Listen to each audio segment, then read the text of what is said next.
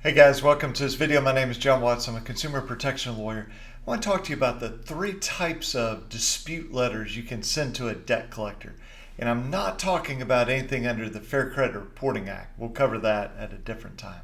But really under the FDCPA, the Fair Debt Collection Practices Act. So let me tell you first of all what these letters are, then we'll go through each one and give a little bit of detail, and then talk about how do we combine or use these together and when should we not use these together.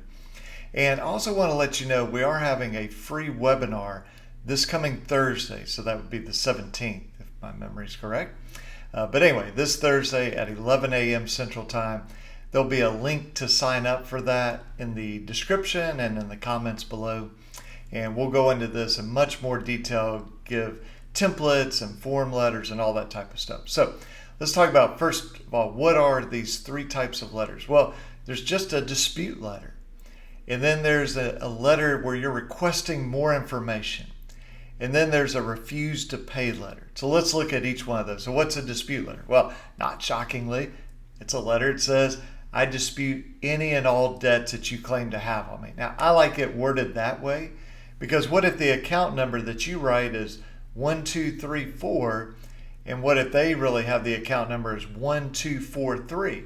Well, even though they have your name, your address, last four of your social, date of birth, they'll go, hey, we didn't know what this was. So I just like to say any and all debt because they might have two accounts and you think they only have one. And so you just simply say you dispute it, okay? My view is that unless there's something unusual, that should be present in any letter that you send. Think of that as your foundation. Now, what's letter number two? Letter number two is a request for information. Now, and I've done this in the past too, called it a validation letter, verification letter. The reason I kind of go away from using those terms now is there's so much misinformation out there. And people who have no idea what they're talking about are just arguing about, it's not a validation letter, it's a verification letter, or vice versa. And they miss the point. What's the point of this type of letter? It's to gather information. Hey, tell me who the creditor is.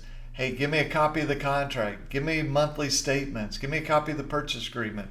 And so I'm borrowing this term, request for information, from the world of RESPA, R-E-S-P-A. That's when we're dealing with mortgage companies, and we can write them a letter and say, hey, give me this information. Give me these documents. Tell me this information. And so I think that's a good description here. So we have just sort of a normal dispute letter, which I think is your foundational letter that should be present in anything you send to a debt collector. But then another option to add on top of that would be this request for information. Okay, and again, give me a copy of the contract, give me the monthly statements, maybe from a zero balance to whatever you claim I owe. Give me a copy if it's a medical debt, where's the intake form? Where's the application? If it's a debt buyer, they claim to have bought a debt, where's the purchase agreement? Okay. Now the third type is what's called a refuse to pay. Now some people call this a cease and desist, a cease communications. Actually the statute, the FDCPA, and this is section 1692CC, uses the expression first of refuse to pay. So that's how we describe it. And this simply says no more communications. Now, it's not really a proper refuse to pay to say, I don't want you to call me, but I want you to write me that it's either you've done a refuse to pay or you haven't done a refuse to pay. And now this can change at the end of November of 2021, this year, if these new rules about the FDCPA go into effect. But right now, as I'm recording this, it's like a light switch. It's on or off. Either you've done a refuse pay or you haven't. Now, here's the warning. You can always have the dispute. I think you should. And then you can add the request for information or you can add the refuse to pay. What I see a lot of people doing is they put those together. It doesn't make any sense. I mean, let's think about it. Request for information. Give me all this information. Refuse to pay or cease communications. Don't ever contact me again. Well, which are they supposed to do?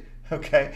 If we do a letter like that, we're putting the debt collector in a no-win position. And so some people have done this intentionally. I think most people that do this, it's unintentional. Some people do this intentionally. They're like, see, I got them. Well, the problem is no judge is ever going to give you any help with that.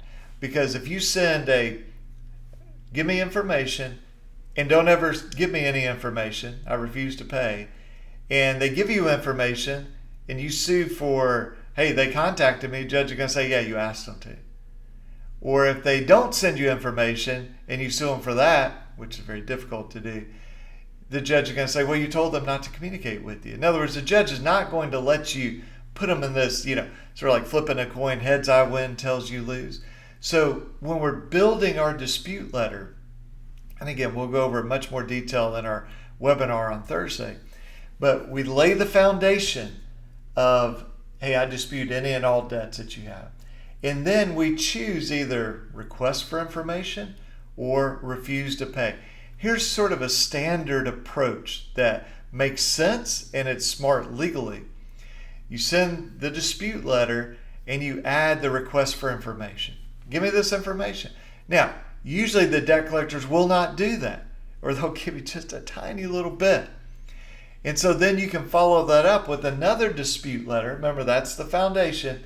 But then you say, because you didn't give me the information I requested, I don't know that this is legit. I don't know that you're correct. I refuse to pay you.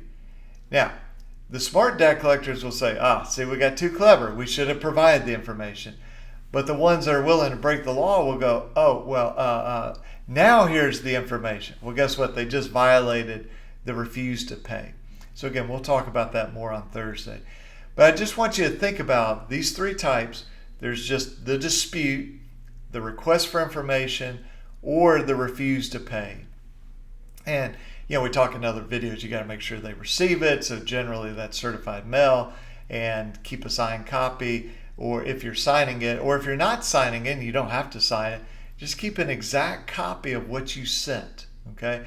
I like to have, sort of a paper copy and have it scanned in. If you don't have a scanner, use Adobe Scan on your phone. Fabulous free scanning app. So anyway, if you are interested in joining us on our webinar, again, it's totally free. If you can't make it on Thursday live, I do recommend, if you can, be there live because you can ask questions. But if you can't, you'll get a replay link and then you can watch the thing at your convenience. So, all right, guys, you have a good one, and I'll talk to you soon. Bye-bye.